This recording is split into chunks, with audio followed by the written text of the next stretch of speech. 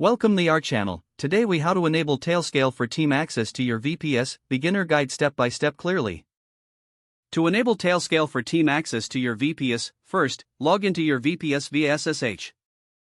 Ensure you have root access or sudo privileges to install packages. Next, update your package list using the appropriate command for your operating system. For Ubuntu or Debian, use sudo apt update. For CentOS, use sudo yum update.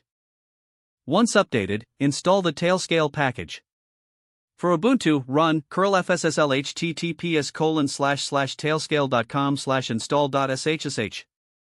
For CentOS, use sudo yum install Tailscale. After installation, start Tailscale by running sudo system start Tailscaled. Enable Tailscale to start on boot with sudo system enable Tailscaled.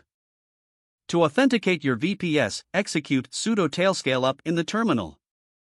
This command will provide a URL. Open that URL in a web browser to authenticate your device. Once the device is authenticated, it will show a success message in the terminal. You should now see your VPS listed in the Tailscale admin console at https://login.tailscale.com/admin/machines. Next, invite team members by going to the Tailscale admin console. Click on the Users tab to find the team member's email. From there, you can invite them to your Tailscale network. After they accept the invitation, they will be able to access the VPS. Ensure your firewall settings allow Tailscale traffic. If you are using UFW, run sudo avalawan on Tailscale 0. For iptables, use sudo iptables a input I Tailscale 0j accept. You can now verify the connection by having team members log into Tailscale. They should be able to access the VPS using its Tailscale IP address. Congratulations, you have successfully enabled Tailscale for team access to your VPS.